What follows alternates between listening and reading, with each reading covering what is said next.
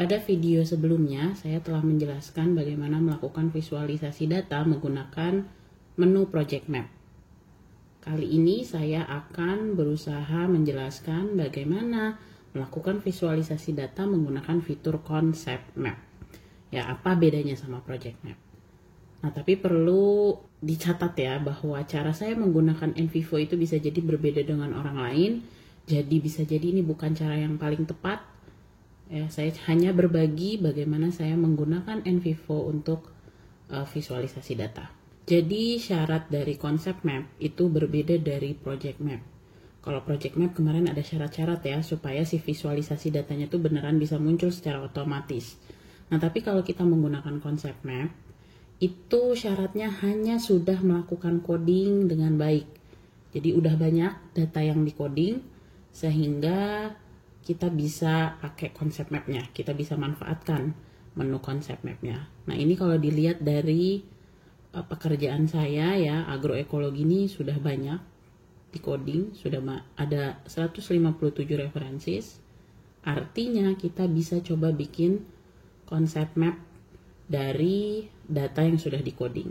Nah, kalau kita lihat bentuk dari Concept Map itu seperti apa, ya, apa bedanya sama Project Map? Kalau Project Map kan kemarin kita drag coding atau drag variabel atau drag attribute values, itu bisa langsung muncul garis-garisnya secara otomatis. Nah, Concept Map enggak ya, Concept Map tidak seperti itu. Concept Map itu cara buatnya apabila kita klik Concept Map di sini. Misal saya mau buat tentang agroekologi. Nah, ini kita kayak bikin gambar di Microsoft Word. Jadi, mau masukin kotak tinggal di drag. Mau masukin yang rounded rectangle tinggal di drag. Lalu kita bisa tambahkan sendiri tanda panahnya. Jadi, tidak seperti Project Map yang tanda panahnya kita ubah-ubah ya. Tidak bisa kita ubah-ubah itu Project Map. Karena sudah sesuai dengan apa yang telah kita coding, case-nya seperti apa, attribute values-nya seperti apa. Jadi garis-garisnya tidak bisa diubah. Nah, kalau Concept Map kita bisa atur sendiri. Mau bikin apa tulisannya di kotak ini gitu ya. Terus tanda panahnya mau 2 arah atau 1 arah atau seperti apa, mau ditambahin tulisan di panahnya pun bisa. Nah, ini jadi memberikan kebebasan kepada peneliti dalam memvisualisasi datanya. Nah, saya menggunakan Concept Map itu biasanya adalah untuk semakin memahami data yang telah saya coding. Jadi kayak misalnya awalnya ketika saya coding ini agroekologi doang ya, jadi nggak ada anaknya. Jadi ini bisa membantu kita dalam membuat parent notes. Saya coba buka codes agroekologinya. Dan saya tuh pengen dapat gambaran. Sebenarnya agroekologi ini bercerita tentang apa sih, begitu ya. Nah, kita bisa semua konsep-konsep atau semua kata-kata yang kira-kira menjelaskan agroekologi kita buat dalam Concept Map. Terus nanti kita jadi paham, oh definisi agroekologi itu tentang A, B, C sesuai dengan yang kita cari di data. Mungkin saya kasih contoh ya, misalnya gini. Nah, ini ketahuan ya bahwa kalau kita baca paragraf yang pertama ini, ternyata antara pertanian dengan pengairan itu kita bisa bangun sistem yang organik, bagaimana menjernihkan air yang akan menjadi sumber irigasi sawah ya. Itu dengan membangun kolam ikan gitu. Jadi biar airnya itu dijernihkan di kolam ikannya tersebut dan juga ada tanaman-tanaman air di situ yang membantu supaya airnya jernih. Nah, jadi kita tahu bahwa agroekologi itu tidak hanya berbicara tentang bertaninya, tapi juga tentang sistem pengairannya. Nah, di sini berarti saya bisa bikin ya, misalnya ini agroekologi tengahnya. Lalu mungkin ini tanda panahnya saya ubah. Tanda panahnya saya arahin ke sini. Lalu saya edit ini. Tulisannya menjadi sistem pengairan. Jadi saya akan ingat agroekologi ini berbicara tentang apa aja ya. Terus lanjutkan ke kalimat berikutnya, cari lagi. Di sini ada tentang kompos ya, kompos organik. atau kompos aja juga bisa lah ya, kompos hewani atau apa. Ternyata agroekologi juga bisa meningkatkan produktivitas gitu ya.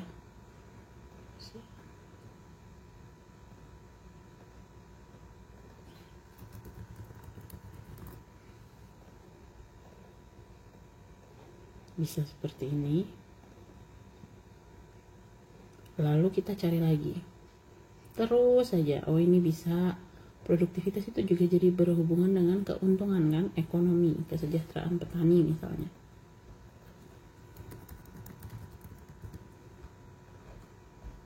Nah, ini adalah salah satu cara supaya kita bisa membuat parent dan child notes ya. Ada yang bertanya bagaimana cara membuat parent and child notes. Nah, sebenarnya adalah dengan membabak atau mengelaborasi lagi, membuat kode-kode lagi dari data-data lapangan yang sudah kita coding secara general, itu kita bikin lebih detail lagi. Nah, salah satu caranya adalah dengan membaca dan akhirnya mengidentifikasi konsep-konsep utama apa yang berada dalam kode yang general tadi. Jadi akhirnya yang kode yang general tadi itu adalah parent notes-nya, lalu yang lebih detail ini adalah child notes-nya. Jadi nanti ketika kita udah ngumpulin semua, kita jadi bisa nambahin child notes-nya di sini ya. Misalnya kita masukin sistem pengairan,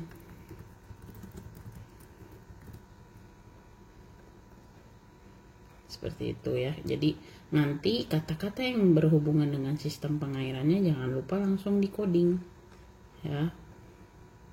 Sistem irigasi lah ya, nggak harus sistem pengairan bahasanya untuk pertanian.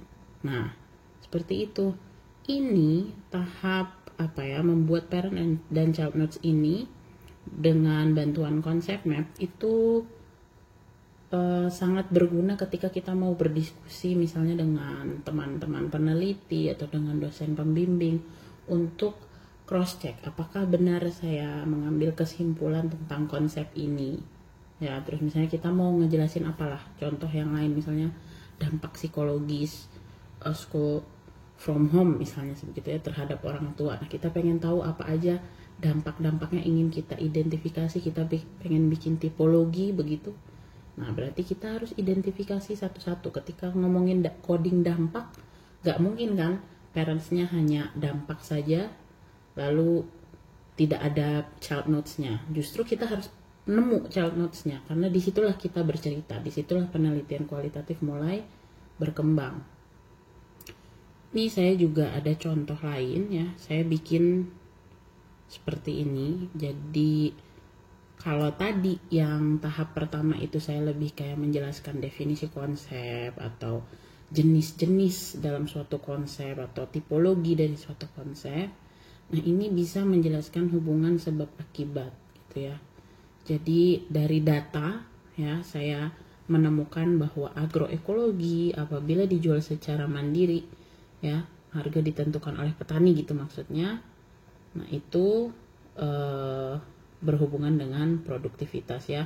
Di sini ada positif, maksudnya positif bagi petaninya. Tapi kalau dijual ke pasar ini minimal ada, bukan minimal, ada minus ya. Dijual ke pasar ada tengkulak, harga mengikuti pasar. Terus bisa dicampur dengan project item. Kira-kira ini yang berbicara siapa? Di sini ada ya. Kita bisa masukin add project item lalu pilih aja mau masukin apa.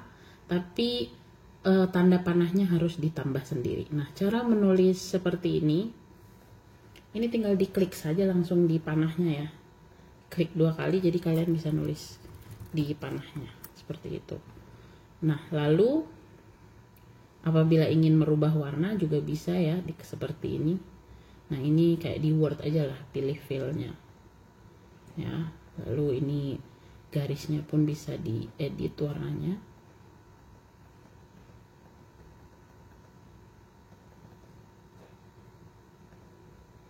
Tidak ya, jadi bisa dipilih-pilih. Oh, ini kalau garisnya ternyata tidak bisa ya, tapi garis pinggirnya ini bisa diedit. Nah, ini garis pinggirnya jadi berubah seperti itu. Nah, ini adalah jadi bisa macam-macam ya, tadi bisa definisi, kemudian bisa hubungan sebab akibat ya, apabila kita menemukan dalam data kita dia menjelaskan sebuah hubungan sebab akibat, maka kita bisa membuat visualisasinya menggunakan konsep. Nah, ada cara lain untuk membuat konsep map selain ngelihat dari hasil coding. Kita bisa bikin konsep map dari hasil matriks coding kita. Jadi ini saya kasih contoh. Saya coba membandingkan nodes keluarga petani dan hutan dengan agroekologi. Coba dicek aja ya video saya tentang matriks coding. Nah, ini ada hubungan antara kode keluarga petani dengan agroekologi, dan juga ada hubungan antara hutan dengan agroekologi. Nah, saya coba mau bangun penjelasan tentang hubungan antara agroekologi dan hutan. Nah, di sini kalau kita lihat, makanya kita bikin konsep mapnya. Di sini agroekologi hutan.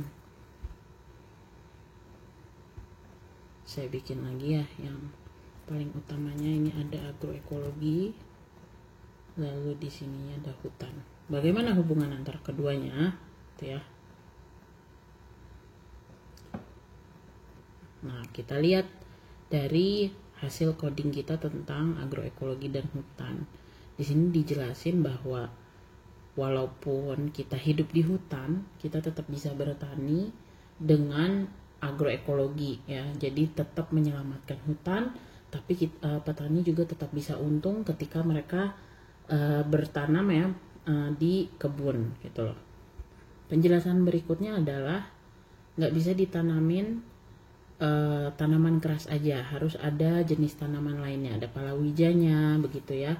Dan agar tidak longsor, ternyata dengan pertama kan apabila ada tanaman keras itu membuat tidak longsor, tapi kalau tanaman lainnya itu membuat tanahnya subur seperti itu.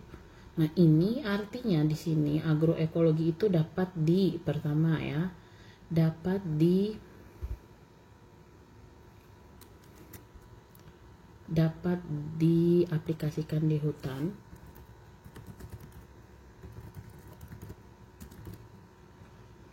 Ya, pertama dapat diaplikasikan di hutan, kemudian kita bisa katakan bahwa tadi